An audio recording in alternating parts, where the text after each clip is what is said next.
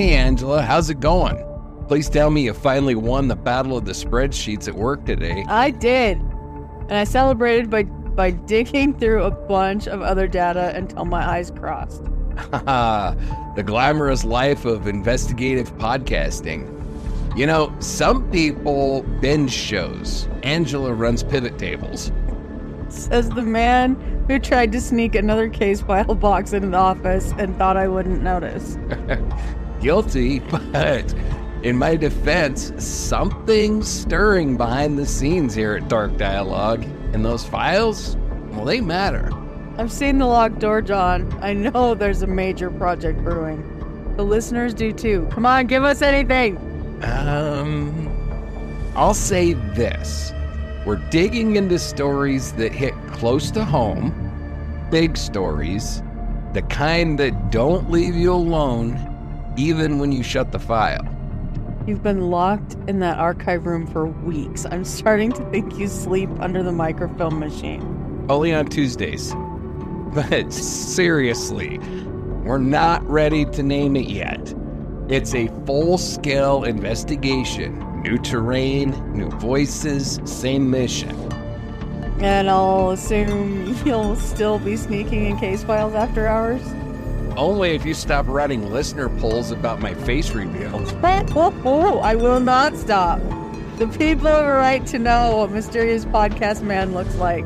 They've heard the voice. Let's leave something to the imagination. You are the only person I know who considers anonymity a brand strategy. And you're the only person I know who live posts by digging into spreadsheets. Guilty and proud.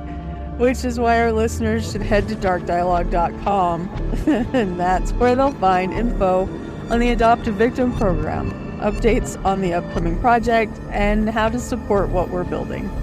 Because our mission stays the same. Give voice to the voiceless. Truth takes time, but it starts with showing up. Stay with us. What's coming up next? It matters. All right, John, we should probably get to the show. What's up for tonight? Well, Angela, there's a chill rolling through the Northeast.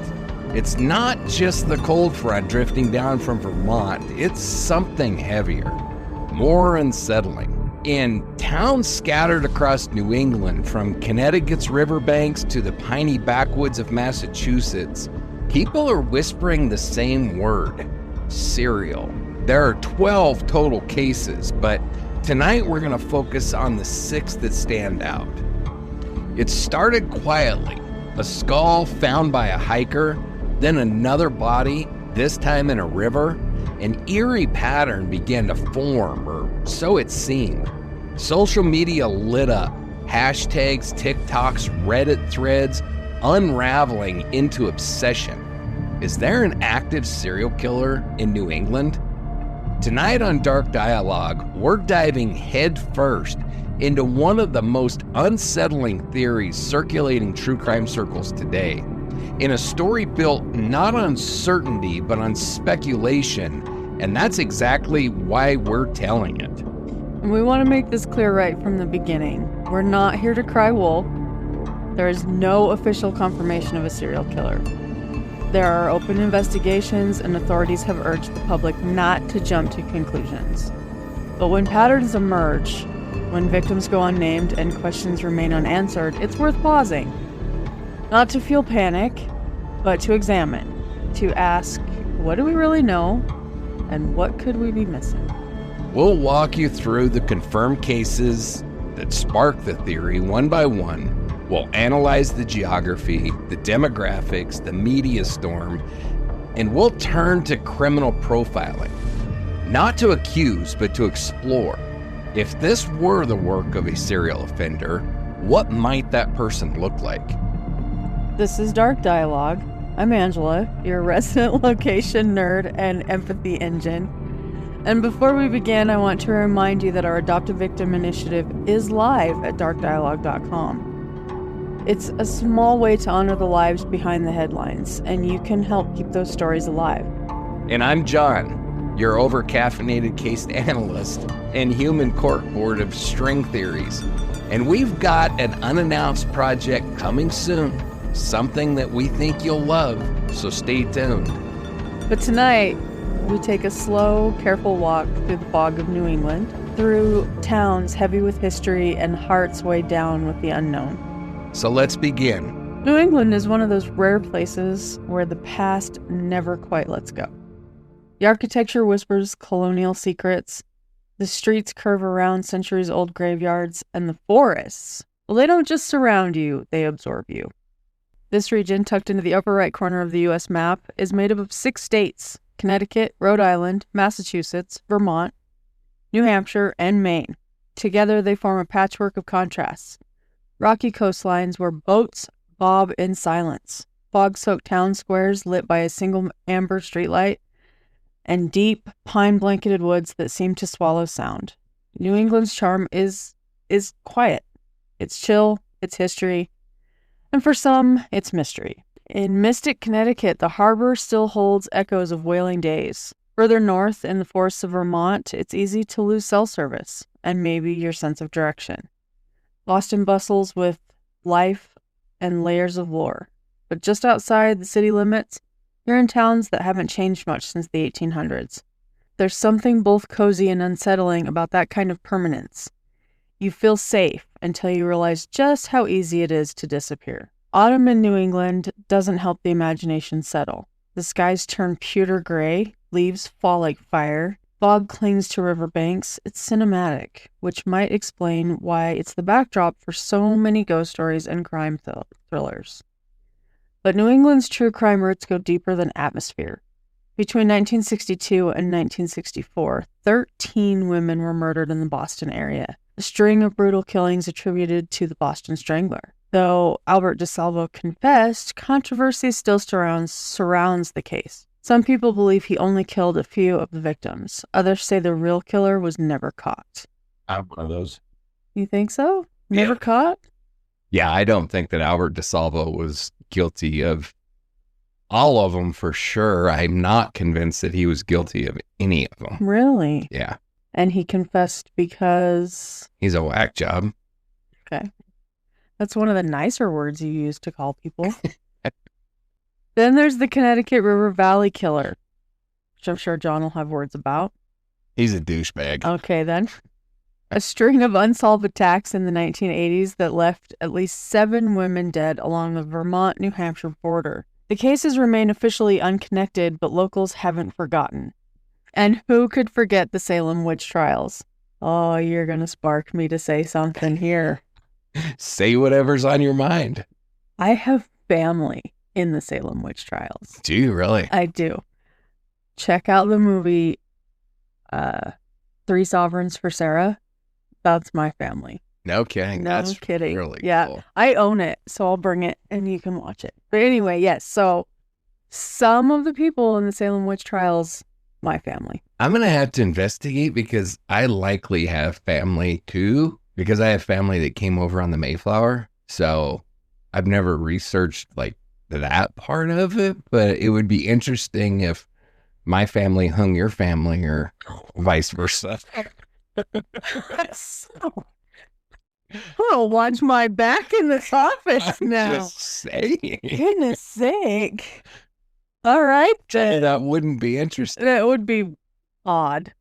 Interesting, odd. Yeah, I was fascinated with it growing up, though. I don't know how many times I watched that movie.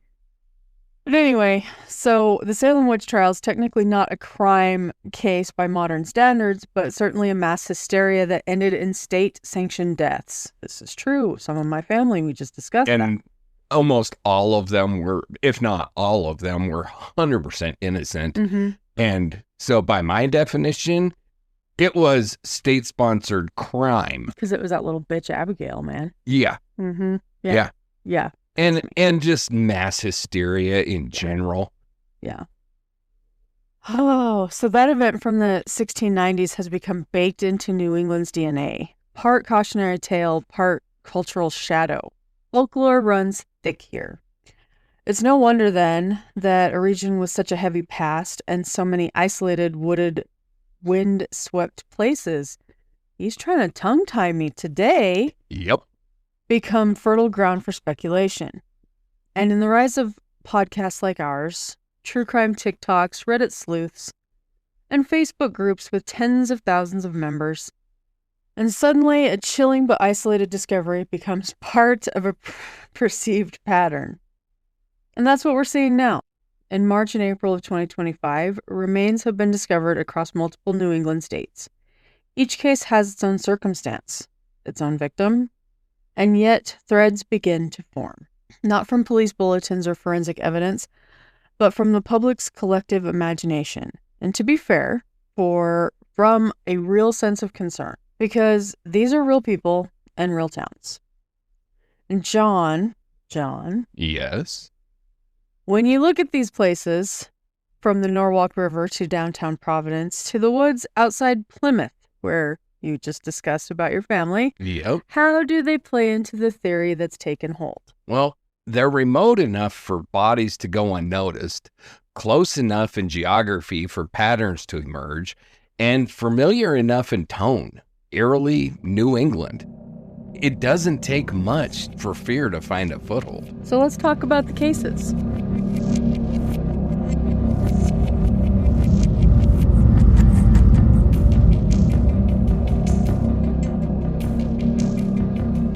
All right, let's break them down one by one. So let's start where many believe the story began, and that's in Norwalk, Connecticut on March 6, 2025. It was an overcast morning when a maintenance worker inspecting debris along the Norwalk River spotted something in the shallows. It was the body of 35-year-old Paige Fannin. Paige was from West Islip, New York, just over the border in Long Island. She'd been missing for several days, last seen leaving a friend's apartment after a quiet Sunday dinner. Paige wasn't a name in the news before that. She was a mom, a part-time community college student, and a volunteer at her local animal shelter. Friends described her as compassionate, always texting back, always making sure everyone got home safe. She'd driven up to Norwalk on March 3rd, reportedly to meet someone about a job lead at a small marketing firm. But she never arrived. Her car was later found parked near Wall Street, the downtown Norwalk neighborhood, not the one in Manhattan. There were no visible signs of trauma. Police said the cause of death was still under investigation pending toxicology results. Foul play wasn't ruled out, but no suspects were named. John, hearing about Paige's life makes this so real. I think it's easy to forget that behind the headlines, these are people with communities, routines, and little things that they loved. Exactly. And in most missing person cases, especially adults, the narrative ends quietly. An overdose, an accident, or someone choosing to walk away. But Paige's case didn't end quietly. It got louder online. Within 72 hours of her discovery, speculation was already taking shape. Reddit threads pointed out that a second woman from a different Connecticut town had just been reported missing. And then came the next discovery. So on April 2nd, 2025, nearly a month later, police in Killingly, Connecticut, that's on the northeastern edge of the state, responded to a call from a local who had been clearing brush along an overgrown trail near a wooded walking path. Beneath a cluster of dead leaves, they found human remains. It was the body of 56-year-old Michelle Romano. Michelle had been retired just 6 months, a nurse for over 30 years. She'd moved to Killingly to be closer to her sister after her husband passed away. Friends say she was adjusting well, walking daily, reading obsessively, and joining a gardening club that met every Saturday at the library. She'd last been seen on March 30th, out for one of her routine evening walks. No obvious signs of trauma, no known enemies, no apparent motive. Police launched a full forensic investigation, which, to clarify, means they brought in specialists to examine the scene, the remains, and anything left behind that could offer a clue. Clothing, footwear impressions, DNA, even insect activity to estimate a time of death. As of now, Connecticut State Police have made no public links between Paige and Michelle's cases. In fact, They were quick to dispel early rumors. A spokesperson told CT Insider that, quote, there is currently no evidence connecting the Norwalk and the Killingly cases. But that didn't slow the online momentum. It's not hard to see why people made the leap, though. 2 women, both found outdoors, both relatively isolated, and within a month of each other in the same state. Exactly. And to be fair to the public, it wasn't just geographic proximity. There was something about the quietness of the cases. The fact that these women were seemingly plucked from routine movements, driving to a meeting, going for a walk. For people following the details closely, it felt too coincidental. And remember, this was just the beginning. The third case, the one that really widened the scope beyond Connecticut, came less than 2 weeks later. Wait, is that the one in Massachusetts, the hiker? That's the one. So on March 18, 2025, Plymouth, Massachusetts, a hiker exploring a remote area near the Miles Standish State Forest, that's a massive preserve with dense trails and deep undergrowth, stumbled upon what appeared to be a human skull. At first, authorities weren't even sure it was real, but by the next morning, the Massachusetts State Police had confirmed it. Partial human remains consistent with an adult female. The skull was badly weathered. The forensic anthropologists have since stated that it may have been in the location for months, possibly even over a year. No clothing was found, no wallet, no purse, no ID. As of now, the remains are still unidentified. But here's what caught attention: the location. Plymouth is over 90 miles from Norwalk and about 60 miles from Killingly. But when you draw those 3 points on a map, Norwalk, Killingly, and Plymouth, what you get is a rough triangle spanning the southern and central corridor of New England. It's just enough of a pattern for people to start connecting dots, even if police aren't. So, John, with the skull still unidentified, how can people be sure if it even fits the same profile? I mean, it might not be related at all. Great question. And the answer is, we can't.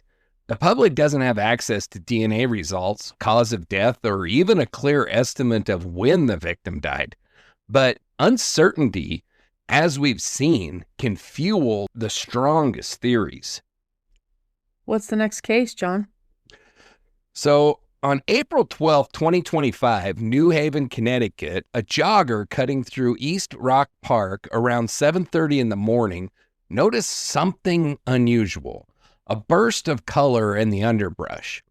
At first, it looked like a discarded coat, but as she got closer, she realized it was something else entirely.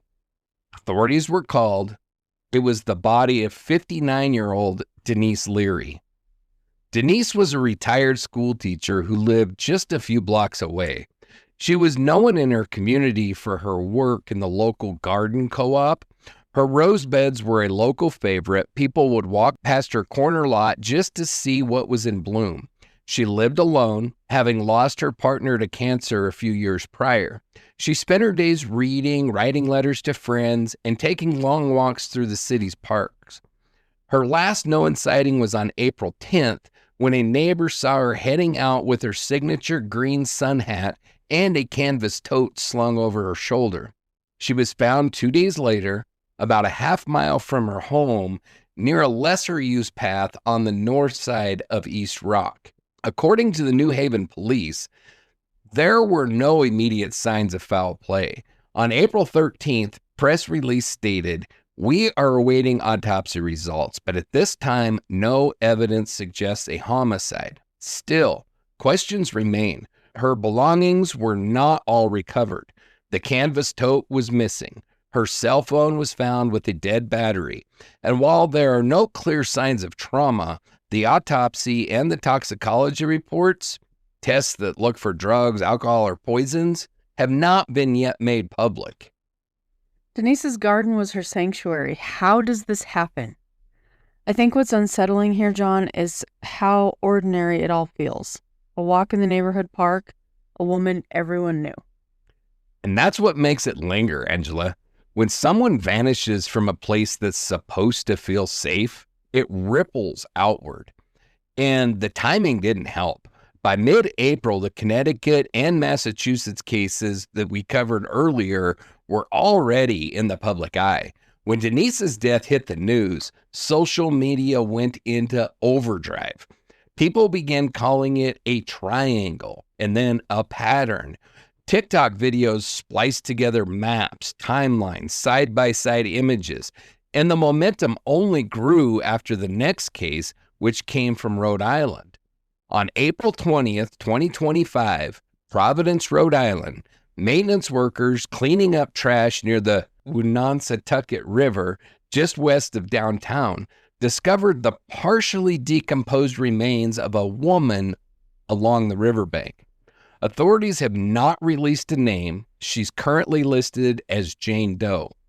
The medical examiner estimates that she was between 40 and 50 years old, 5'5", medium build, no identification on her, no missing persons report matching her description. She was wearing a light denim jacket, sweatpants, and a thin shirt, clothing that didn't match the still chilly April temperatures. Police said that there were signs that she had been outdoors for some time, possibly living without stable housing. The area where she was found was partially obscured by overgrown reeds and broken fencing, a spot where people rarely walk. Rhode Island State Police are investigating. As of now, no official link has been made to the other cases. John, I know this is hard to talk about, but how does someone end up unidentified like this? I mean, in 2025 with DNA and databases. Unidentified remains are tough. Even with DNA, you need something to compare it to. If the victim didn't have a missing persons report, or if no relative's DNA is in a national database, there's often no match. And if the person was transient, undocumented, or estranged from family, there may be no digital footprint to start. And I'll also add that, sites like 23andMe and Ancestry.com and those sites where you can submit your DNA for genealogy, you have to opt in to allow your DNA to be compared to like missing persons and stuff like that. Otherwise, they can't just use it. Yeah. And so even though there's a lot of those DNA sites, it's not just for the taking. And that was actually something that passed not all that long ago, where there was some stricter regulations put on that. It's kind of a double-edged sword. I see why you might not want it to just immediately be compared, because that'd be striking to someone to just get a call and be like, hey, you're related to somebody who was found. But in the same respect, I would want to be able to help. I don't know. So my perspective. Okay. I happen to have submitted my DNA to Ancestry.com, and I clicked that I want my DNA to be used for those purposes. I have nothing to hide. And if one of my relatives is a freaking scumbag, I think I've made it pretty clear. I want their ass behind jail, just like everybody else. But on the other side of the coin, I'm a staunch constitutionalist, and I believe very firmly that you have a right to no search and seizure without a legal warrant. And so if you choose not to opt in, hey, that's your choice. Yeah. I chose to opt in for my reasons, my own reasons, but at least my personal opinion, and everybody's entitled to their own, but my personal opinion is that I don't know why you wouldn't want to, but if you don't want to, then you shouldn't have to. Oh, yeah, I agree. But it is heartbreaking to be lost and not fully known. It is. And it speaks to the larger issue here. These aren't just names on a spreadsheet. These are lives with nuance, with histories. But from a pattern analysis perspective, here's what people latched onto. Number one, female victims. Number two, found outdoors, often in wooded or semi-remote areas. Number 3, similar time frame, March to April of 2025. 4 is limited or no signs of trauma, and 5 is the lack of suspects. Put all that together and a pattern begins to emerge, or at least it looks like one, enough to spark theories.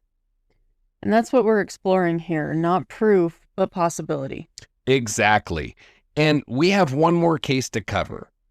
One that in many ways cemented the theory in the public imagination. That's the Vermont one, right? Right. Northern Vermont, a trailhead, a final body. We'll get into that next. April 28th, 2025, Northern Vermont. A hiker near Smuggler's Notch State Park, just outside of Stowe, paused at a trailhead. They'd gone off the main path, looking for a better view of the valley. What they found instead was something half buried beneath pine needles and early spring leaves. The remains of a woman, later identified as 42-year-old Sarah Mitchell. Sarah was a graphic designer from Philadelphia. She'd moved to Vermont in late 2024, looking, in her words, for a, quote, slower pace and cleaner air. She rented a cottage just outside of town and spent her weekends exploring the local trails and photography spots. She was last seen on April 26th at a local cafe that she visited often. Staff recalled that she was in good spirits, reading a paperback and sipping chai. She even mentioned that she might hit the trails if the rain held off. 2 days later, her body was found about 200 yards off a hiking path. No obvious injuries, no personal items. Her car was still parked in the lot by the main entrance to the trail. She moved for peace, for nature and solitude. This is so haunting. It is. The Vermont State Police issued a brief statement the next day on April 29th, which says, quote, while the cause of death has not yet been determined, there are no clear indications of foul play. At this time, there is no evidence connecting the cases to other recent regional incidents, end quote. But that last line, no evidence connecting this case, only fueled speculation, because by then, people online had already connected her. That's like, hold my beer. Right. You Yes. No evidence? Watch me. Yeah. Sarah was the sixth to be found dead or unidentified in the span of just 2 months across New England. When you list them out, it looks like something more. March 6th, Paige Fannin, 35, found in Norwalk, Connecticut. April 2nd, Michelle Romano, 56, found near a trail in Killingly, Connecticut. March 18th, a skull, still unidentified, discovered in Plymouth, Massachusetts. April 12th, Denise Leary, 59, found in East Rock Park, New Haven, Connecticut. April 20th, Jane Doe, estimated 40 to 50, found near Unexplained River in Providence, Rhode Island. April 28th, Sarah Mitchell, 42, found off trail near Stowe, Vermont. 6 women, 6 different towns, all found outdoors, all in wooded, secluded, or natural environments, most between the ages of 35 and 60. No suspects, no charges, no confirmed causes of death. And I will say that I think now is probably a good time to just mention that all total, there's 12 that are being linked online, but I think it's absolutely irresponsible to include victims that do not match any kind of a profile, and more importantly, to include victims that the police have come out and said there was no foul play. Oh, okay. And so it's just, I didn't want to feed into this frenzy because there's really no reason to link the other ones, if that makes sense. It does. So why do these cases feel so connected to people? Is it just timing, or is there something deeper here? I think it's both. The timing creates urgency. March to April 2025 feels like a wave, and the locations are just spread out enough to be separate, but close enough to feel like a map. And then Add in the similarities. Women who seem grounded, careful, routine-driven, found in quiet places. Still, and I cannot stress this enough, none of this confirms anything. Police departments in every one of these jurisdictions have stated that there is no connection between these cases. In most, there isn't even confirmed foul play. But we also have to acknowledge that speculation isn't random. It comes from concern. People are scared. And in the age of information overload, that fear travels fast. And that's what we'll explore next, how these 6 tragedies became something more in the public mind. It's not just about the cases. It's about how they spread, how they were shared, dissected, reinterpreted online in real time. John, how did local tragedies become a viral serial killer theory? Well, let's talk about that.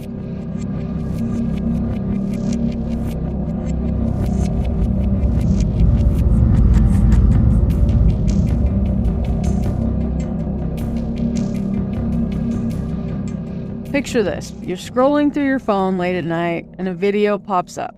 It's a map of New England. Connecticut, Massachusetts, Vermont, dotted with red pins. 6 of them, each marking a case we just discussed. The caption reads, "Is a serial killer stalking New England?" It's got 500,000 views. It's chilling, but it's also someone's life. Yeah, that's the spark, Angela. One video, one post, and suddenly thousands are watching, sharing, commenting. By mid-April 2025, social media wasn't just reporting these cases, it was shaping them. It started small, didn't it? A few local news stories about Paige Fannin and Michelle Romano. But then I saw this Facebook group, 70,000 members, growing by the day.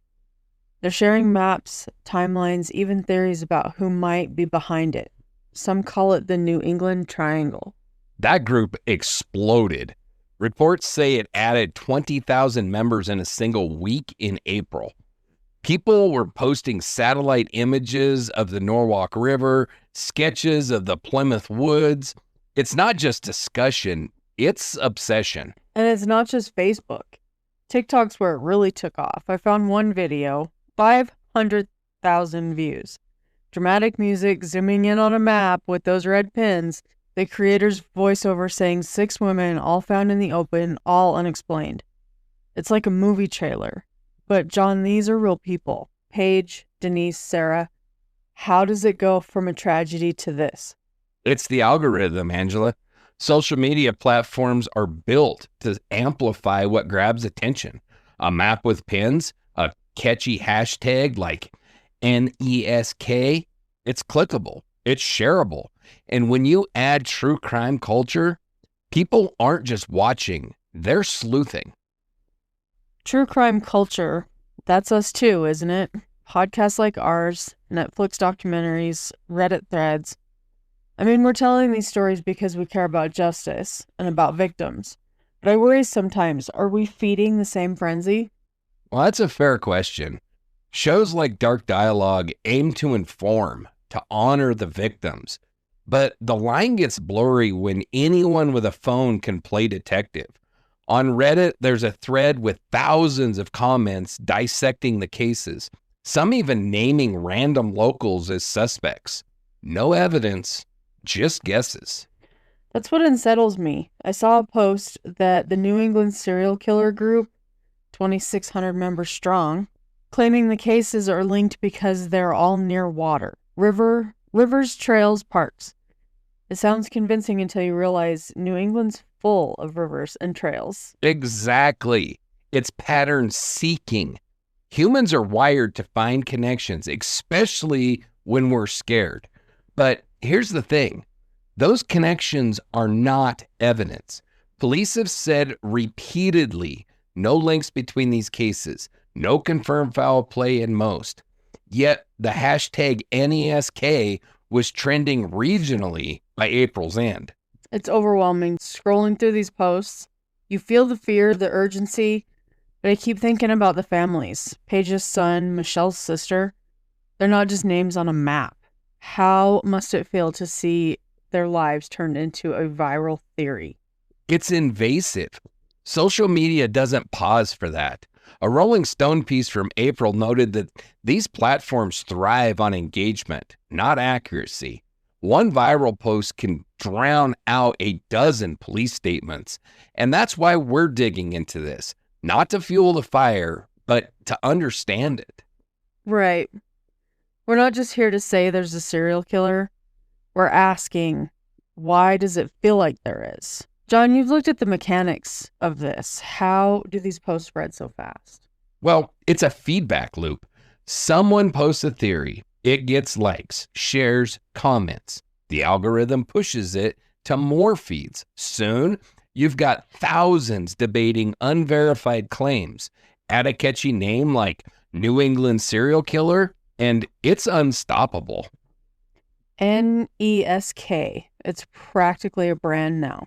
But John, what do these experts say about the frenzy? I mean, are we all just chasing shadows online? Those viral posts feel unstoppable. It's like once the idea caught fire, nothing could put it out, not even facts. That's the nature of a digital rumor. A single spark of speculation spreads faster than a dozen corrections ever will. And what really hurts is watching families beg for it to stop. I saw a post from Valerie Romano, Michelle's sister. She wrote, quote, "Please stop using my sister's photo in your conspiracy theories. She was a real person. She loved sunflowers and crossword puzzles," end quote. Yeah, I read that too. It was raw. Grief doesn't play well in the algorithm. Families are grieving while the rest of us are refreshing comment sections. It's not fair. It's not. And experts agree. Criminologist James Allen Fox said it clearly in an April interview with Rolling Stone, quote, "Serial killer theories thrive on fear, not evidence. They give us an explanation when we don't want to face randomness."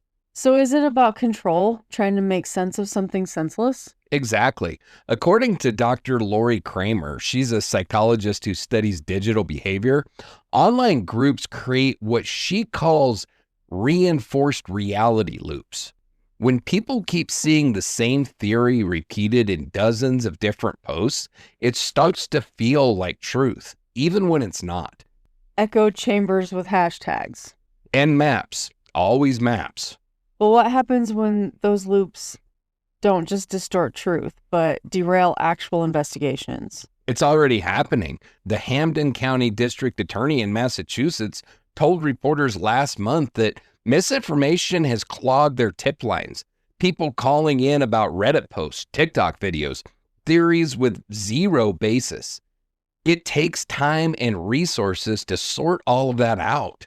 That's terrifying because it means the more we speculate, the harder it becomes to find the truth. Or to protect the next potential victim, if there is one. And John, I keep thinking about the communities too. These aren't just isolated tragedies. They're changing behavior. I read that residents in New Haven and Stowe are avoiding local trails now. Women who used to walk alone aren't going out at all. It's a climate of fear, one that isn't necessarily rooted in evidence. You mentioned this earlier, but let's drive it home. According to the FBI, serial killings have been in decline since the 1980s. They still happen, sure, but they're rare. So why does it feel so possible now? Why are people so quick to believe this? Because unpredictability is harder to accept than evil. A serial killer implies intent, a pattern, something to target. Random tragedies don't offer that. It's emotionally easier to say someone is doing this than it is to say sometimes bad things happen for no clear reason. That's hard to sit with, especially for people like us who want answers. And who build podcasts around finding them. Hey, don't pin this on me just because I scroll Reddit at 2 a.m. Only if I don't have to admit how many academic articles I read before bed.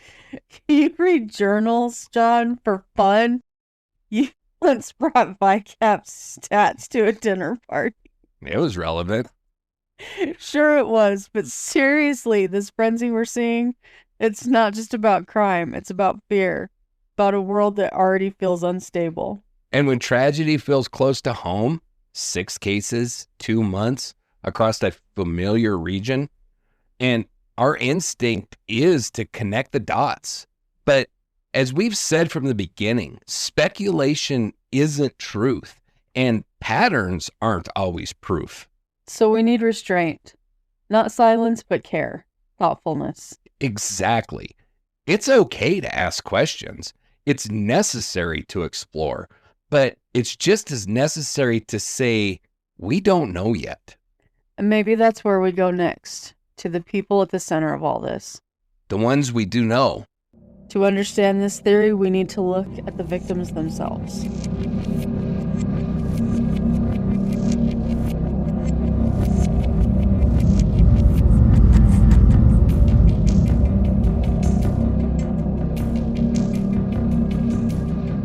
Behind every map pin, behind every timeline and viral thread, there's a person, a life.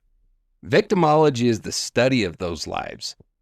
Not just who they were, but how their habits, routines, and circumstances may have made them vulnerable. So it's not about blaming the victims, it's about understanding the context? Exactly. Victimology looks at risk factors, age, lifestyle, isolation, daily patterns. The FBI uses this kind of analysis to assess whether a victim was targeted or selected based on opportunity. In this case, there's no confirmed link between the women that we're discussing, but we're examining why people think there might be. Because if there's even a whisper of a pattern, people start looking for one. Right. So let's start with Paige Fannin. She was 35 years old, from West Islip, New York, a single mom, enrolled in a community college, volunteering at an animal shelter. By all accounts, she was active and engaged, someone juggling a lot, but grounded. She traveled to Norwalk, Connecticut for a job lead. It wasn't unusual. She was looking for better opportunities, but it did put her in an unfamiliar place, alone and after dark. From a victimology standpoint, that's what we'd call a transient moment, not in the sense of housing, but in movement. Vulnerability increases when someone's in a new environment without familiar support systems. So she was just trying to build a better life for her son, and that's what sticks with me. It adds to the heartbreak. Paige wasn't reckless. She was doing something thousands of people do every day, pursuing a lead, taking a chance. And next we have Michelle Romano, 56, recently retired nurse, living in Killingly, Connecticut. She'd been widowed a few years earlier and moved closer to family. She had a routine, walks every evening, gardening, book club, predictable, peaceful. But predictable routines can create patterns of opportunity. She walked the same route almost every night, alone, around the same time. That's not inherently dangerous, but it is observable. Kind of makes me want to change my routine up a little bit. Yeah. That hits differently. She wasn't a high-risk person, just living her life. Yeah, and most victims aren't high risk. That's something victimology reminds us. People associate vulnerability with dangerous behavior, but often it's just about timing. Visibility, being alone in the wrong place at the wrong moment. So is being alone the pattern here? It's a reoccurring factor. Solitude increases vulnerability, but it's not a pattern in the serial sense, just a shared trait in these specific cases. Then there's Denise Leary, 59, retired school teacher in New Haven. She was deeply connected to her community, known for her rose garden, involved in a local co-op. Her friends say she walked in East Rock Park almost every day. Same time, same path. She lived alone, kept a steady routine, and barely deviated from it. Like Michelle, her life was structured and therefore potentially observable. And that word observable, makes my stomach turn because it suggests someone could have been watching. That's the fear. But again, we're analyzing possibility, not making accusations. No evidence has confirmed that any of these women were stalked or targeted. We're simply looking at the types of vulnerability that exist in everyday life. It's sobering, John. These aren't people living on the edge. They're people who took walks, made plans, tended flowers. And that's why these cases feel so personal to people. There's no obvious high-risk behavior, no criminal history, just ordinary routines disrupted by extraordinary loss. You've got pages of notes in front of you, don't you? Let's just say I'm on my third notebook. And don't act like you didn't color code all the location data. In any case, Paige, Michelle, Denise, 3 very different women, different ages, different towns. But what connects them is a combination of solitude, predictability, and public spaces. And public grief.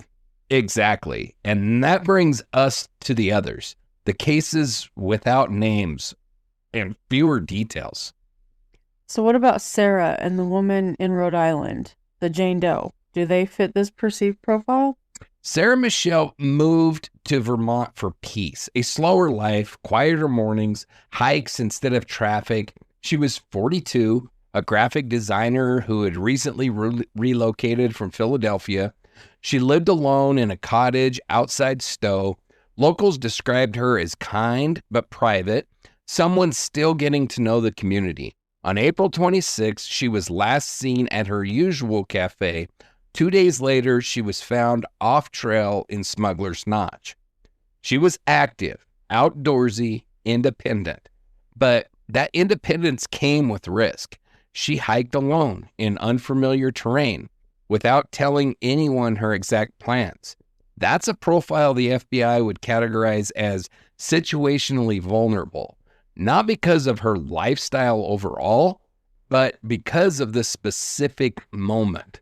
But she wasn't reckless. She was just trusting. And trusting environments we think we know. Parks, trails, rivers. It's something we all do. But it's worth noting that isolation in natural spaces comes with delayed discovery, which in some cases can affect forensic outcomes. I always thought Vermont's trails were postcard perfect. Now I just hear silence. That's the psychological shift this theory has created. Now, Plymouth, Massachusetts, March 18th, a hiker in Miles Standish State Forest found a human skull, still unidentified, but confirmed to be a woman. She may have been there for months, maybe longer. This is where victimology hits a wall.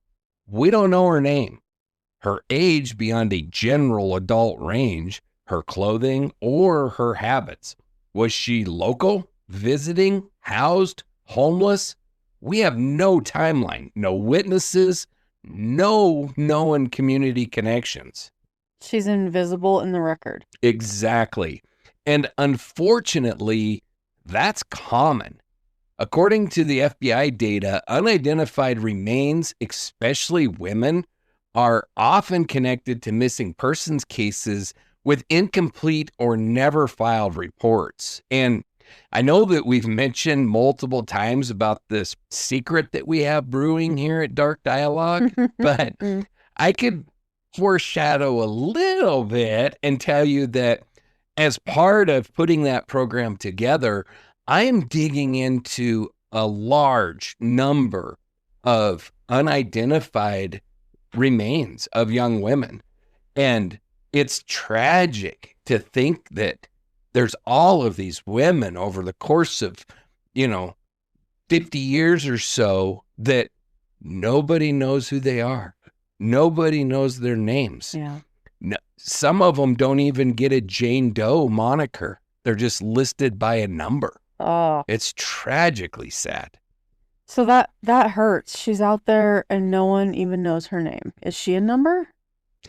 She's currently a Jane Doe, which brings us to another Jane Doe. And this one found in Providence, Rhode Island, near the Woonasquatucket River on April 20th. Estimated age, 40 to 50. No ID. Undressed for the weather. Police say she may have been transient. No confirmed missing person report matches her description. In FBI victimology terms, she'd be considered high risk, not because of her actions, but her circumstances.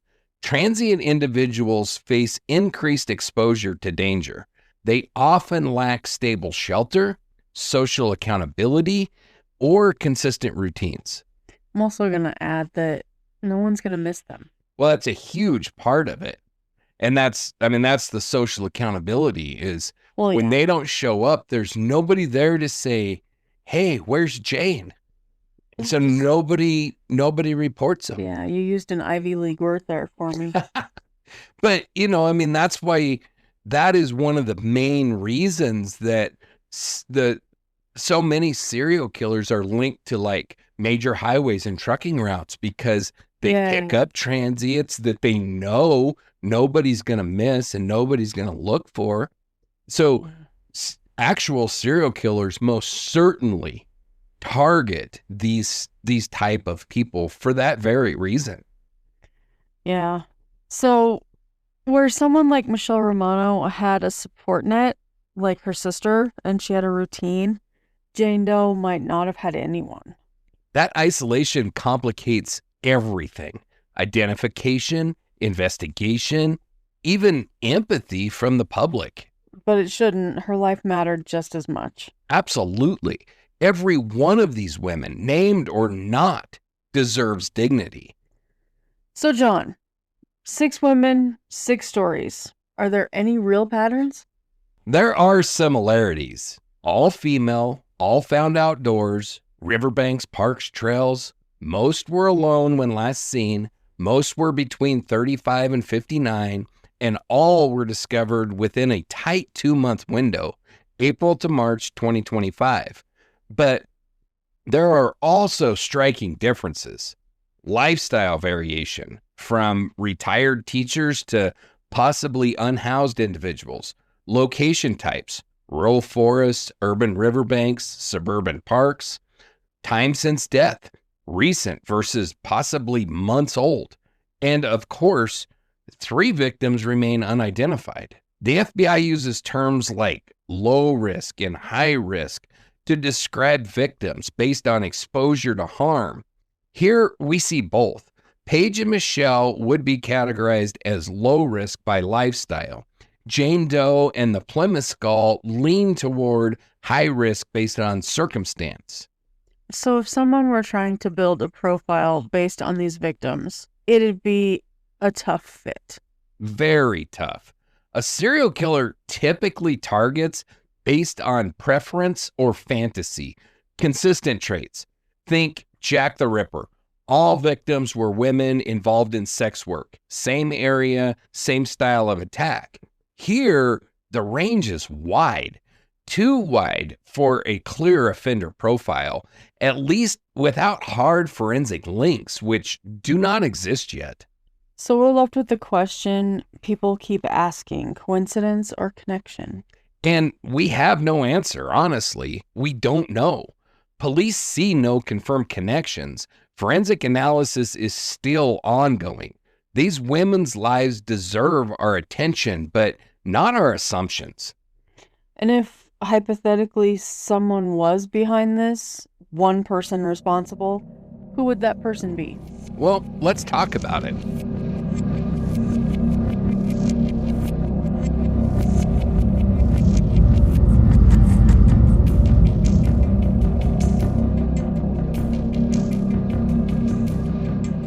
So imagine someone moving through New England's shadows, blending into quiet towns, walking unnoticed through trailheads and riverbanks.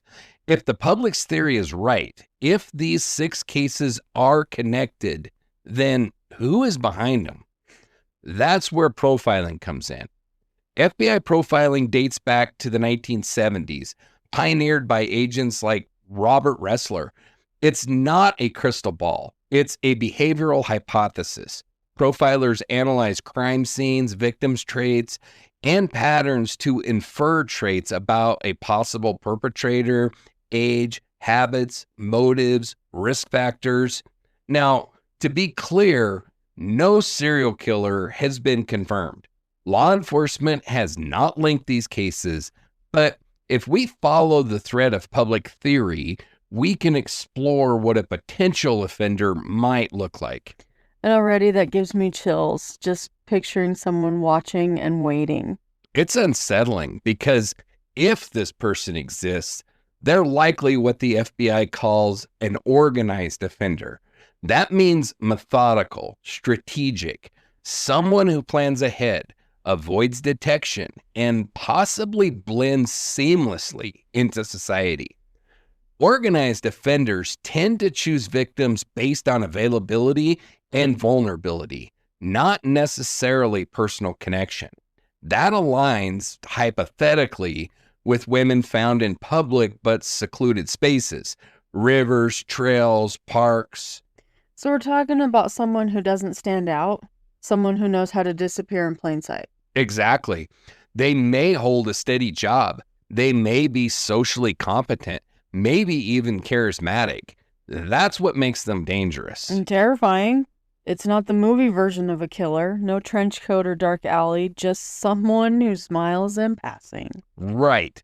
If this is real, we're likely looking at someone between the ages of 25 and 45 years old. That's the most common age range for serial offenders, and that's according to the FBI statistics. We're looking for a male, statistically speaking, and someone with regional familiarity. Why do you think familiarity matters so much in this theory? Because of where the bodies were found. These aren't obvious drop sites. They're tucked into rivers, woodlands, trail offshoots, places that don't get heavy foot traffic, but aren't entirely remote either. A person familiar with the area wouldn't risk navigating East Rock Park in New Haven or Miles Standish State Park in Plymouth without attracting attention. So if this theory holds water, it suggests a local or someone who used to be a local. Someone who knows which spots are busy at noon and empty by dusk? Exactly. That level of environmental control is characteristic of organized offenders. It's about timing, logistics, and minimizing exposure. This hypothetical perpetrator likely feels a need for control that might manifest as choosing isolated victims, disposing of bodies in specific environments, and maintaining a routine that doesn't raise alarms. They might be mobile, someone with access to a vehicle, possibly tied to a job that gives them freedom of movement, delivery work, contract services, outdoor maintenance. Again, not accusations, just speculative traits. So this wouldn't be someone spiraling out of control. This would be someone who calculates risk and who thinks several moves ahead. That's the organized archetype. It contrasts with disorganized offenders who act impulsively, leave forensic evidence, and often strike close to home. This is terrifying, but also kind of fascinating. What kind of mind drives someone like this? What kind of mind plans something like this? If, again, that's what's really happening. The FBI looks for certain psychological markers when building offender profiles. These often include traits associated with psychopathy, lack of empathy, manipulative charm, an inflated sense of self, and a chilling ability to compartmentalize.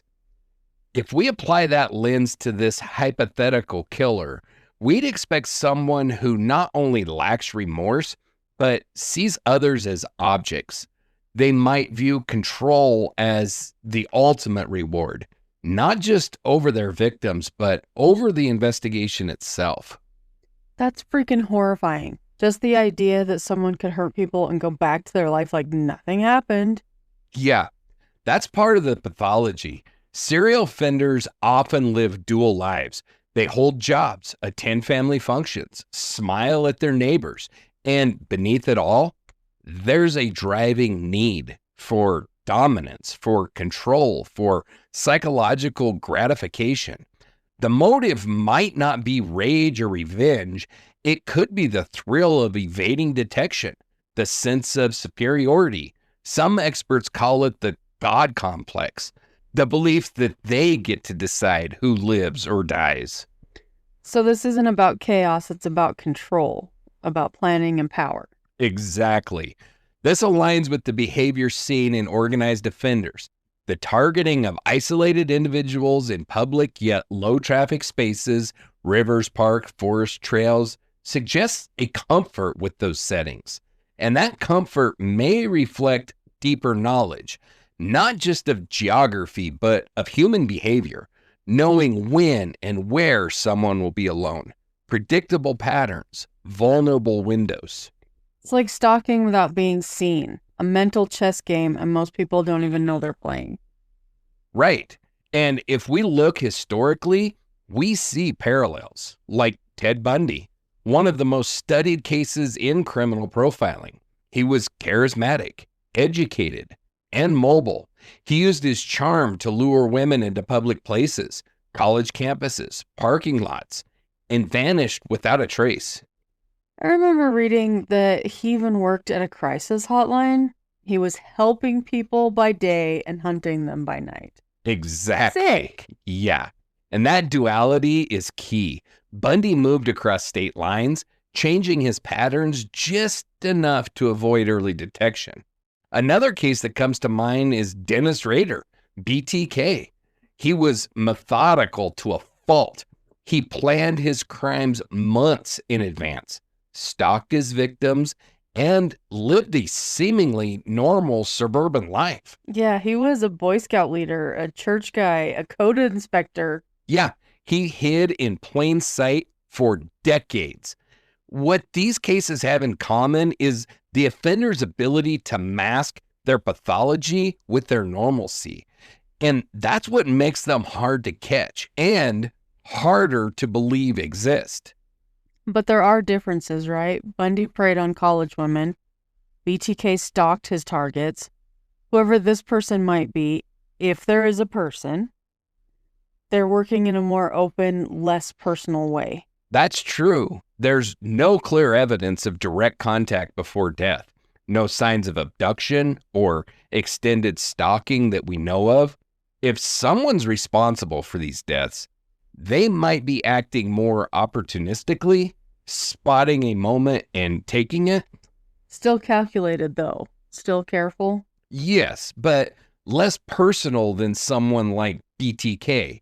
More like a predator scanning for openings in a crowd, seeing patterns where others just see routine. Which makes me think, what's the end game for someone like this? That's a question that profilers ask all the time. Is it about asserting control again and again, about proving they can get away with it? Or is there a deeper compulsion, something they can't even explain? It's terrifying to think that someone could hide like this, slip through towns, blend in, be forgettable on purpose. And yet, if there is such a person, they may already be reading the theories, watching the coverage, listening to the fear. Which brings us to the question we have to ask. How likely is it, John, that one person, one theory, could all this really be a work of a single predator? Could one person be behind 6 separate deaths across 3 states in 2 months? Or are we looking at a coincidence? Tragic, emotional, but ultimately unconnected? That's the question we've been circling. And tonight we're diving into the numbers, the forensics, and what we do know. This isn't about proving a serial killer exists. It's about assessing the probability that one person is behind these cases, or whether they're better explained by individual circumstances scattered across New England's vast terrain. It's hard to think these might all be unconnected tragedies. I mean, 6 women found outdoors, all in public or semi-wild areas. That's not nothing. It's not, but patterns alone don't equal cause. The first thing that we need to understand is just how rare serial killers really are. especially now. Criminologist James Allen Fox, who tracked serial homicide data for decades, noted in the 2025 Rolling Stone interview that serial murder peaked in the 1980s and early 1990s. In today's data, they're exceedingly rare, maybe 1% of all homicides nationwide. If we break that down, in a region like New England, which averages a few hundred homicides per year across all 6 states, the statistical chance that those 6 deaths are all linked to the same offender drops dramatically. So I know you like your statistics. What would you say then, 5% or 10%? So based on geographic proximity and timing alone, I'd say there's about a 10% chance that a single predator is responsible. That number drops when we factor in victim differences and lack of forensic connections. On the other hand, there's about a 60% likelihood that these are unrelated deaths, accidents, natural causes, or unconnected foul play. And I'd leave 30% gray area for partial connections, maybe 2 or 3 cases that share a link, but not all 6. That's the part that keeps tugging at people, I think. Not to the idea that it's one killer, but that some of the cases might be linked. And that's a fair instinct, but let's look at the forensic data. So as of mid-April 2025, the Connecticut State Police issued a statement saying, quote, "No evidence connects the Norwalk and Killingly incidents." That's Paige Fannin and Michelle Romano. They were the first 2 cases to go viral and the ones most frequently cited in the online theories. Autopsies were inconclusive. Toxicology reports are pending in both, but initial examinations didn't suggest trauma, sexual assault, or defensive wounds. So no clear cause of death yet and nothing that screams homicide? Exactly. We're still waiting on toxicology, which can take weeks, but at this point, there's no indication that Paige or Michelle were murdered, just that they were found deceased in public areas under ambiguous circumstances. And then we have Denise Leary in New Haven. Similar story. No signs of foul play. Body discovered in a wooded section of East Rock Park. The New Haven police issued a press release stating no evidence of homicide at this time. Which still leaves a lot of room for questions, but not answers. Right, which is exactly why forensic silence isn't the same as forensic confirmation. A lack of trauma could mean natural causes. It could also mean poisoning, overdose, or undetectable methods. But again, there's no evidence supporting any of those theories yet. What about the other 3? Jane Doe, the Plymouth Skull, and Sarah Mitchell? Well, Sarah Mitchell's case is still under investigation. Her body was found in Stowe, Vermont on April 28th. Vermont State Police say the condition of the body doesn't immediately suggest foul play, but they're waiting on autopsy and toxicology. The Plymouth Skull is a lot more complicated. Found on March 18th in Milas Standish State Forest, forensic anthropology suggests that she may have died months earlier. No trauma visible on the skull, and no ID yet. And Jane Doe in Providence, found April 20th near the Woonasquatucket River, possibly transient, underdressed for the weather. Medical examiner says no clear injuries. That's a lot of ambiguity, John. 6 women and not a single confirmed cause of death. Which is exactly why the serial killer theory isn't being backed by law enforcement. They don't have the evidence. And statistically, this kind of spread across states with no common cause is more likely to be a coincidence than a conspiracy. I'm still stuck on those percentages. 60% chance that they're unrelated, 10% chance of one killer, 30% maybe, some overlap, some shared pattern. That middle zone is where most public theories tend to land. People intuitively resist randomness. They want a reason. They need a reason. Something that connects the dots. Even if those dots were never meant to connect. Exactly. It's a natural psychological response. And the danger is when we start forcing connections, we can miss the truth, or worse, interfere with it. I think of the families every time we say that. I know they want answers, not algorithms. And that's the pivot point, because public theory often spreads faster than the investigation, which brings us to another factor: investigative blind spots. Like what? Jurisdiction issues? Communication breakdowns? All of the above. And if there is a serial offender hiding in this data, it might not be a matter of statistics, but who's talking to who? 6 cases, 4 different states, and no central authority overseeing the whole picture. That's where jurisdictional breakdowns come into play. When we talk about law enforcement coordination, especially across state lines, we're talking about a system that is not built for speed or for consistency. Peter Valentin, a former Connecticut State Police detective and criminal justice professor, said it best in a 2025 law enforcement journal, where he said, jurisdictional silos delay pattern recognition.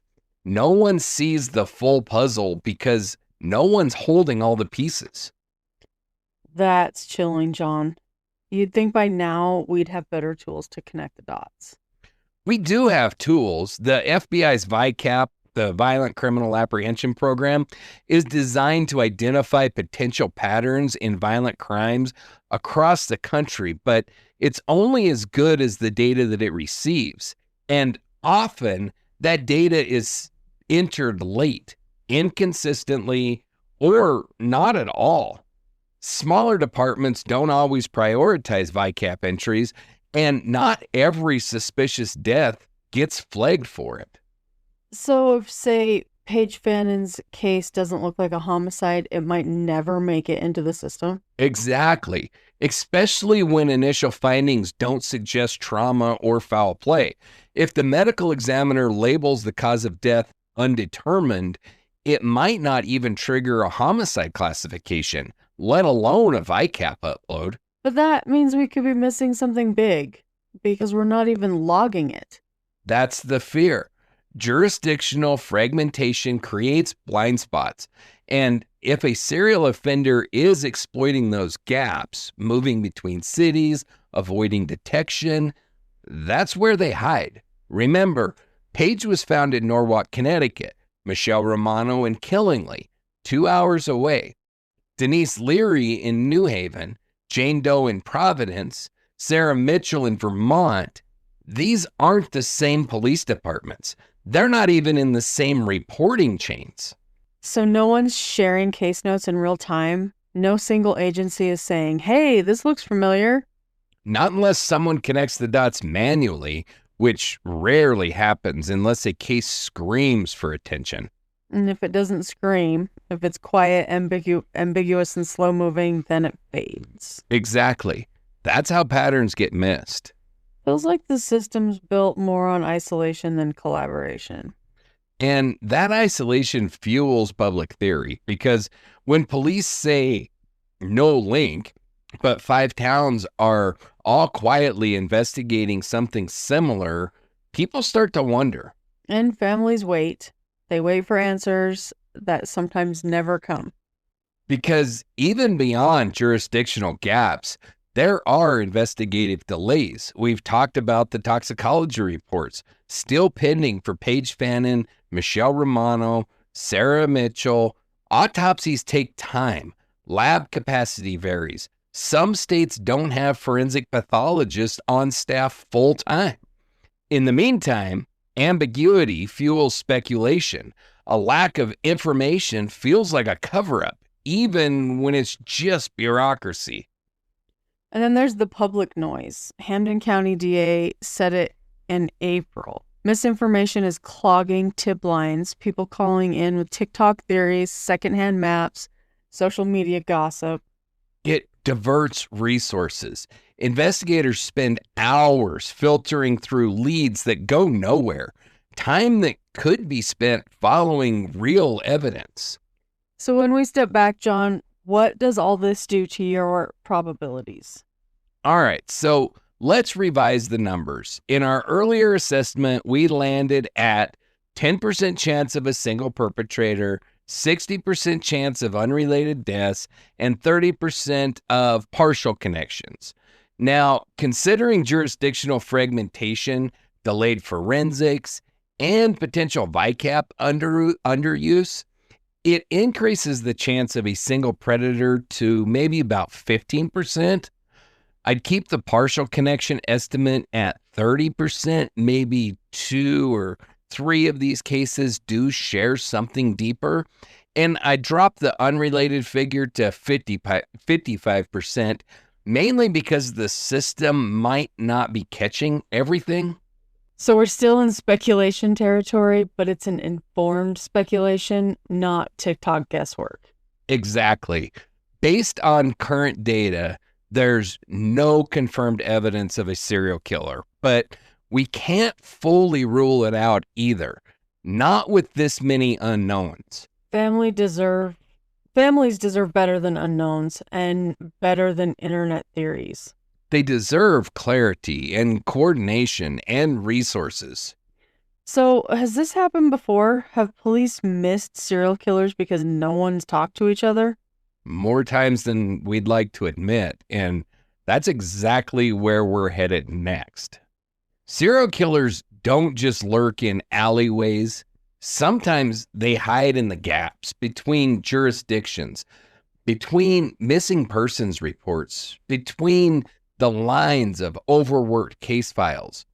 That's not theory, it's history. And if we're asking whether something like this could happen again, especially in a place like New England, we have to look back, not to confirm a pattern, but to understand how dangerous one slip through the cracks can be. That's the part that keeps me up. Not what might be happening, but what already has. Because some of the most notorious killers didn't just evade police, they were almost helped by the system's blind spots. Yeah, so let's start with Ted Bundy. By the time he was arrested in 1978, Bundy had murdered at least 30 women, though he later hinted that the number was higher. His crimes stretched across 7 states: Washington, Oregon, Utah, Colorado, Idaho, California, and Florida. And for years, law enforcement agencies weren't sharing information. You'd think a string of women disappearing from college campuses would raise alarms. It did, but only in isolated pockets. Each jurisdiction was looking at its own missing persons cases. What they didn't see was the broader map. Bundy used charm and mobility to his advantage. He drove between states, changed his appearance, and often posed as someone in need of help, like an injured arm, using a fake cast, asking for assistance. I read about that. He tricked women into helping him and then they vanished. Exactly. Victim after victim. In 1974, Seattle police had a composite sketch that looked eerily like Bundy. Multiple witnesses gave his name, but there were thousands of tips. Bundy was a law student, clean-cut, socially adept. He didn't look like a threat. And crucially, departments in Utah and Colorado weren't seeing the same sketch. There was no central system like VICAP back then. So Bundy wasn't a ghost, he was in plain sight. In every way. But when the pieces are scattered across state lines, no one sees the puzzle until it's too late. That's the part that's hardest to sit with. Those families, those women, they were pleading for help and the system just didn't connect the dots. That failure changed how the FBI approached serial crime. VICAP, again the Violent Criminal Apprehension Program, was launched in 1985 because of cases like Bundy's. But by then, the damage had already been done. And he wasn't the only one. John Wayne Gacy operated on a much smaller map, but the blind spots were just as wide.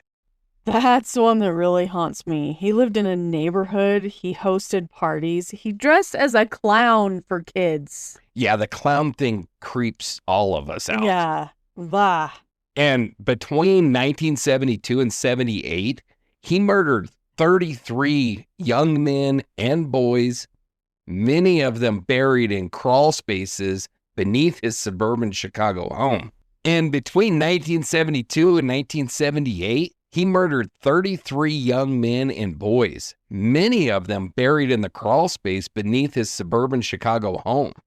Families reported their sons missing, but police didn't always take the reports seriously, especially for young men labeled as, quote, runaways. There were rumors, whispers, but no immediate action, even after a teenage boy disappeared after telling people that he had an appointment at Gacy's house. It still took weeks for the police to get a search warrant. It's almost unbearable. The idea that people knew something was wrong, but no one could push hard enough. And part of the reason, Gacy was respected. He was a contractor. He was politically connected. He even met the first lady once during a local event.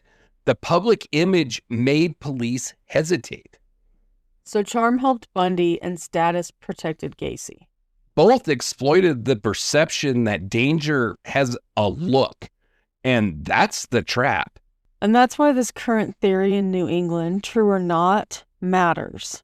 Because even if there isn't a serial killer, the fact that it feels possible, that's a warning sign. Exactly. We're not saying that these recent cases are connected. Law enforcement hasn't confirmed that. But history reminds us that it's possible to miss something, especially when jurisdictions are siloed and patterns are subtle. And that those gaps don't always look like failures at first. They just look like distance or delays. Until someone puts the whole map together and realizes what was in front of them all along. So what about the quiet ones? The ones who didn't use charm or status, but still stayed hidden for years? Well, let's talk about BTK. That's where things get even more uncomfortable. Yeah, BTK makes me uncomfortable. He's a creepy bastard. It's So been a while since you've gotten to say that. it has. Yeah. I mean, don't get me wrong. These are all sick, creepy I bastards. know. Every one of them. And I don't know why Dennis Rader just makes my skin crawl like he does, but he does. It's disgusting. Yeah. So let's move to one of the most infamous cases of modern law enforcement oversight, and that's Dennis Rader, the BTK killer. BTK stands for bind, torture, kill, Rader's own nickname. Between 1974 and 1991, he murdered 10 people in and around Wichita, Kansas, and then he disappeared into normalcy for over a decade. So he was a church leader, right?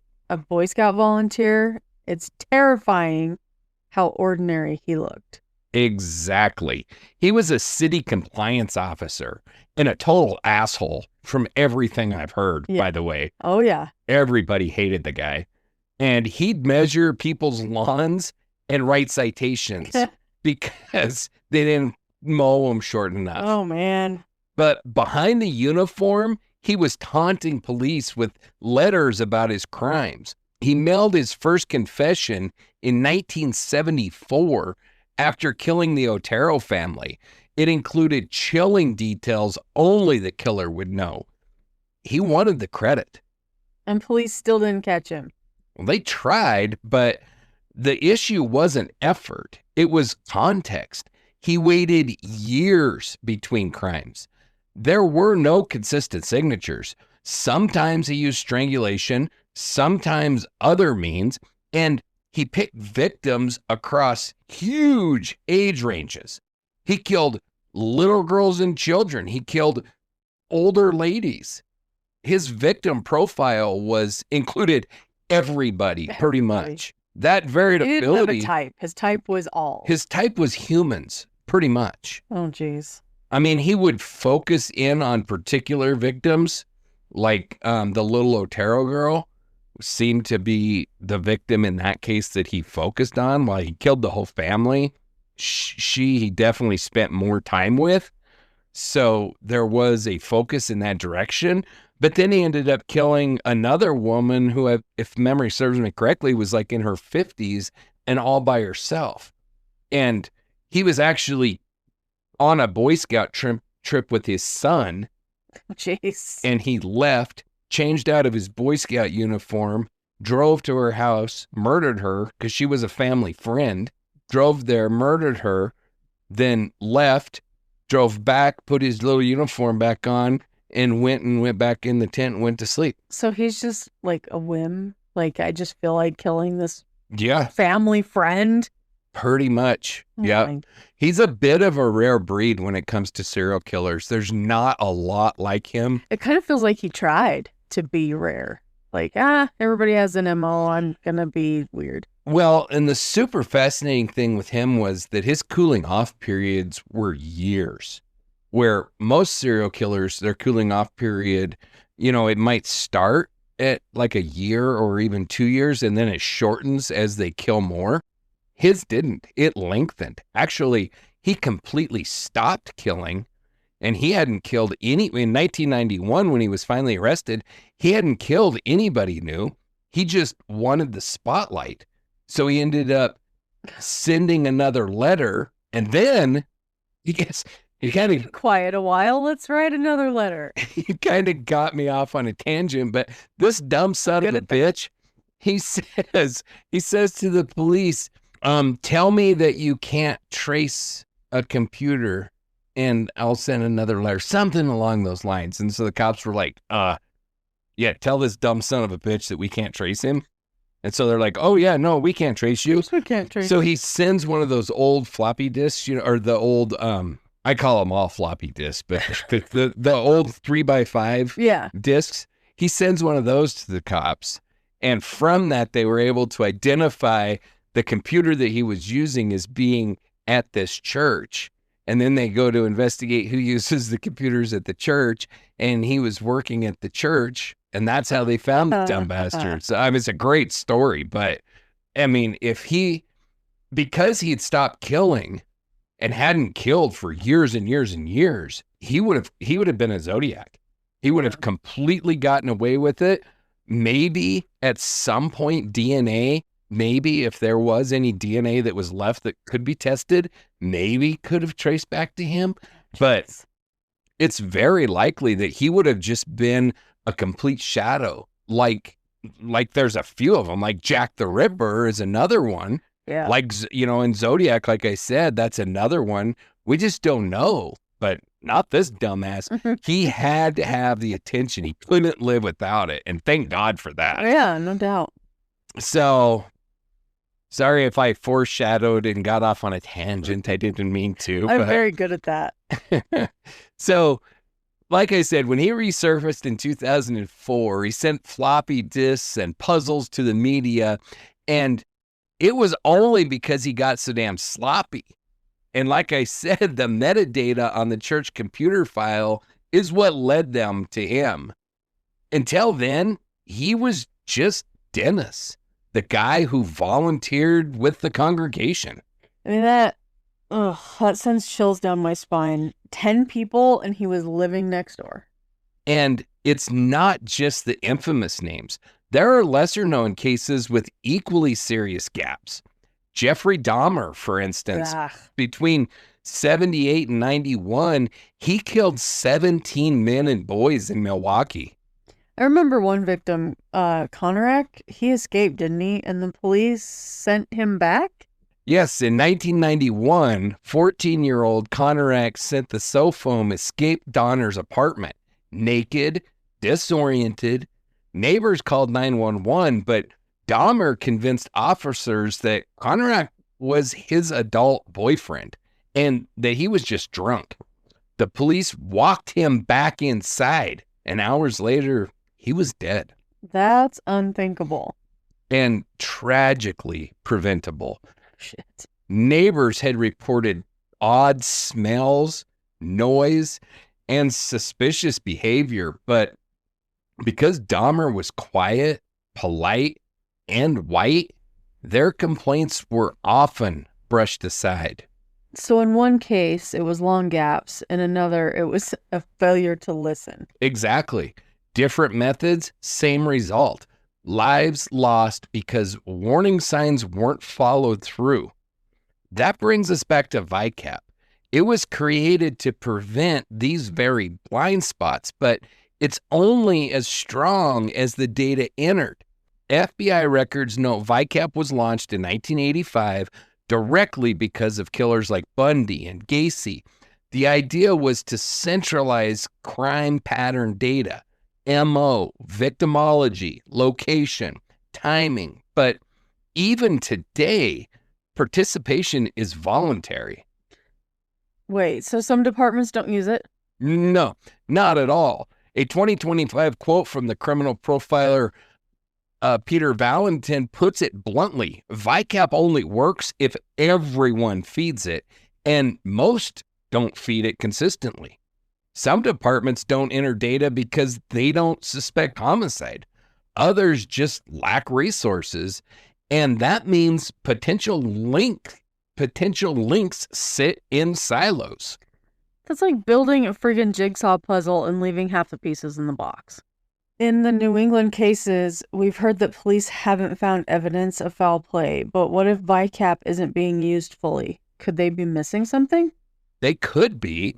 Again, we're not saying there is a link, but if we've learned anything from history, it's that serial patterns don't always look obvious until someone steps back far enough to see them. And if nobody's inputting the data, there's no way to step back at all. Right. That's the concern, especially when the geography is spread, like with the recent New England cases. So what needs to happen now? More interagency communication, automatic data sharing between jurisdictions, routine VICAP entry, even for ambiguous cases.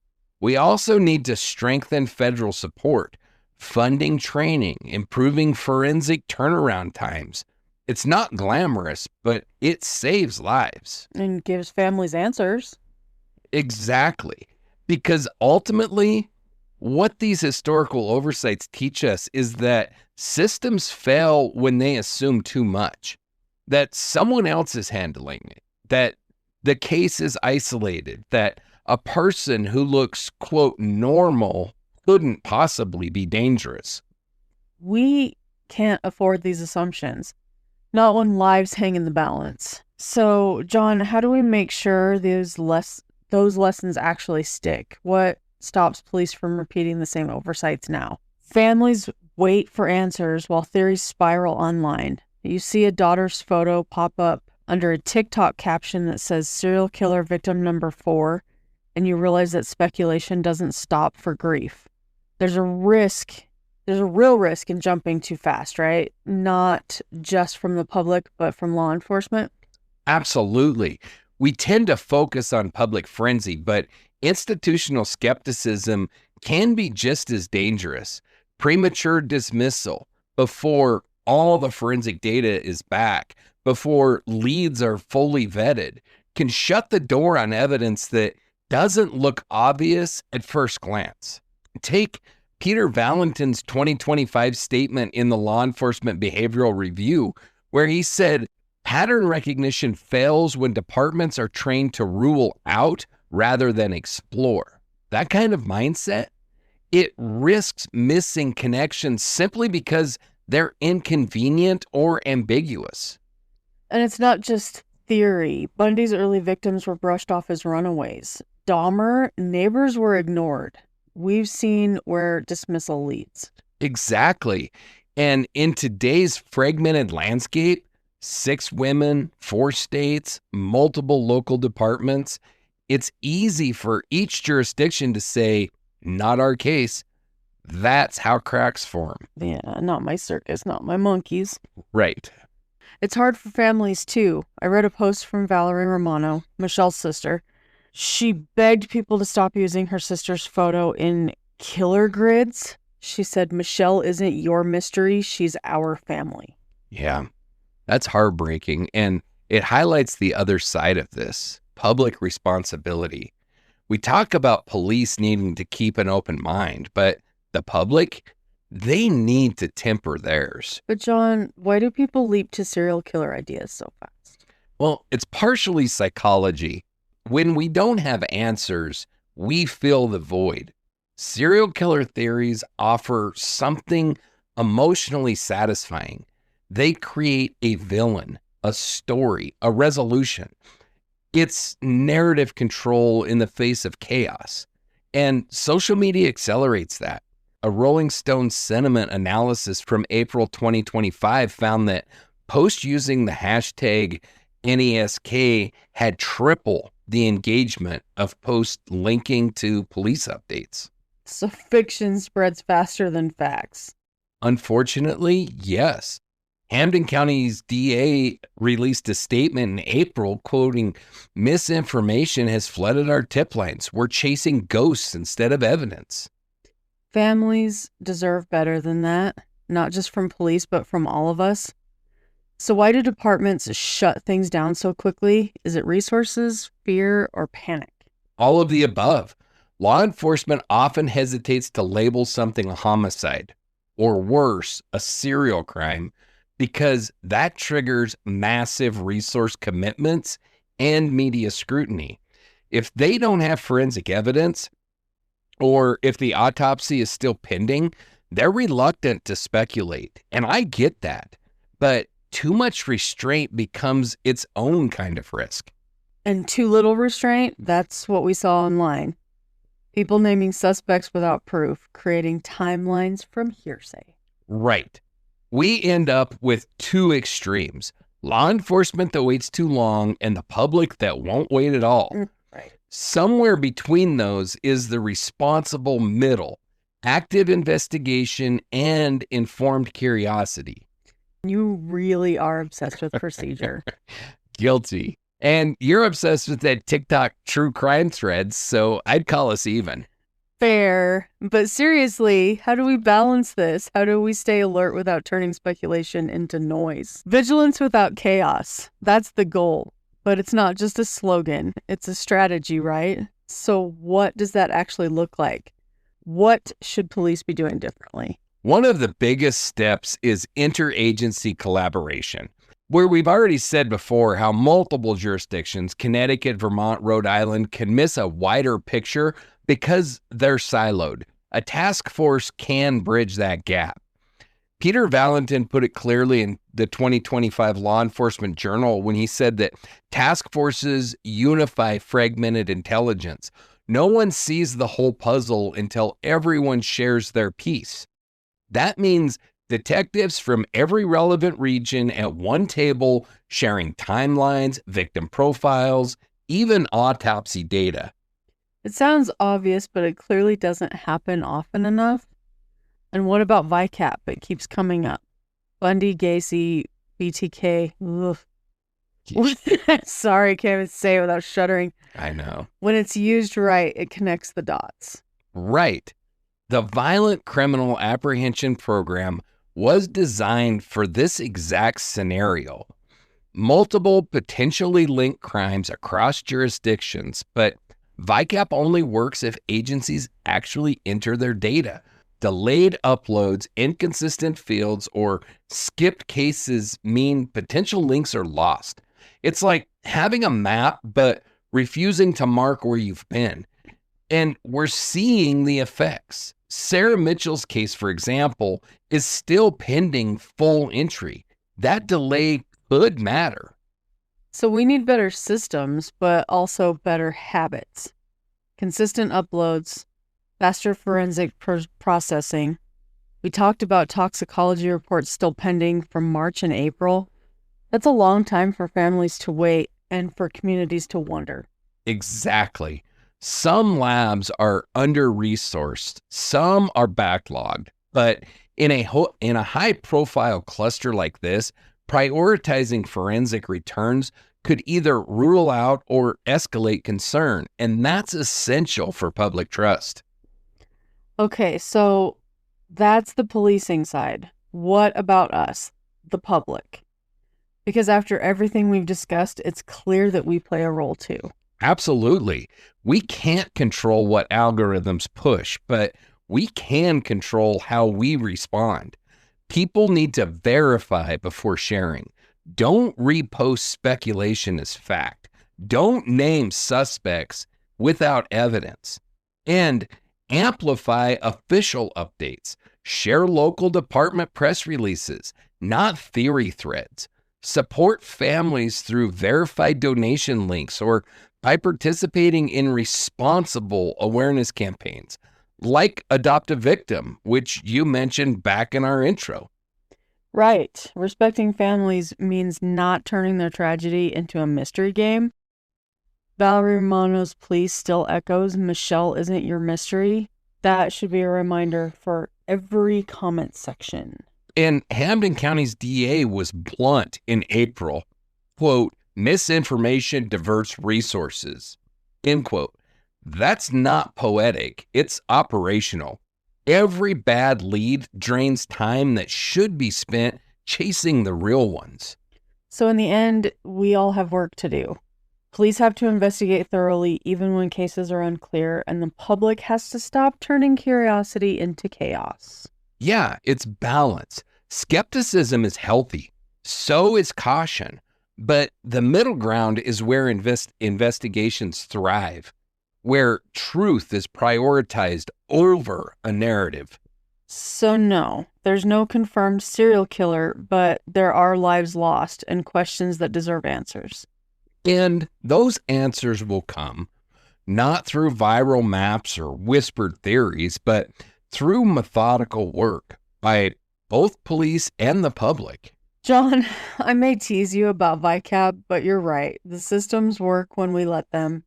And maybe I'll put my rumor checking skills to better use. Just don't turn your comment sections into cold case forums and we'll call it progress.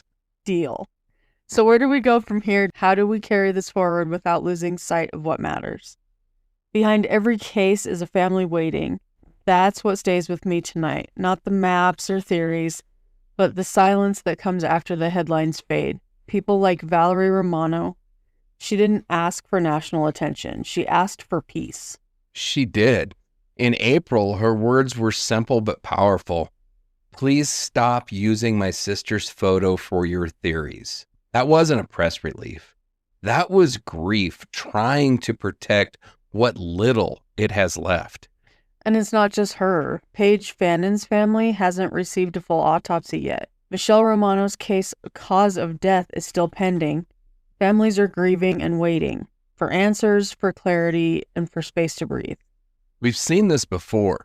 Uncertainty invites speculation, but that speculation has a cost. Emotional, social, even investigative. In some cases, it's delayed justice. In others, it's just compounded pain. And the harm isn't always obvious. A viral TikTok might feel like curiosity, but when it maps a real person's death next to a dramatic voiceover, it becomes something else. It becomes spectacle. Yeah. And that spectacle can overwhelm truth. It drowns out what little signal there is with noise, misdirection, paranoia, blame. We heard it from the Hampden County DA. Misinformation diverts resources. Those weren't empty words. So, John, with everything we've unpacked, the cases, patterns, the speculation, what does the evidence actually tell us? Not the theories, not the clicks, but the facts. Okay, so here's what we know. There is no confirmed forensic link between these 6 cases. No consistent trauma, no signature, just timing and geography, which can be misleading. We've seen delays in toxicology, gaps in jurisdictional cooperation, underuse of VICAP, but none of that proves a serial killer. It only highlights areas for improvement. The public theory has outpaced the facts. And those facts matter because while we're theorizing, someone's waiting for a call back from the coroner or rereading the last text their sister sent. Exactly. And Improvement doesn't require panic. It requires pressure in the right directions, better interagency data sharing, faster forensic timelines, consistent VICAP entries. And on the public side, it means taking responsibility, not sharing unverified claims, not treating victims like characters in a true crime documentary. If listeners want to help, there are real ways to do it. Start by visiting our website at darkdialogue.com. Support the Adoptive Victim Program. It's designed to honor lives, not headlines. That's right. And you can also follow and amplify verified police updates. Reach out to families with compassion, not questions. And most importantly, pause before you post. Empathy before assumption. It sounds simple, but it's a cultural shift, one we're all responsible for. You know, John, I used to tease you for being allergic to speculation, but after researching this episode, I get it. Facts aren't just dry, they're sacred. Coming from you, that's high praise. And I'll admit, I've come to appreciate your constant reminders that these aren't just cases, they're people. They are. Paige, Michelle, Denise, Sarah, Jane Doe, the woman found in Plymouth. Some had families, some didn't, but they all mattered. And whether their deaths are connected or not, they deserve better than a trending hashtag. They deserve care, accuracy, and closure. So as we wrap up this section, we're not leaving you with a dramatic theory or cliffhanger. We're leaving you with a challenge. Support responsibly. Stay curious, but cautious. Seek truth, not adrenaline. Because no, there's no confirmed serial killer, but there are confirmed losses, and that's reason enough to care. And reason enough to get it right.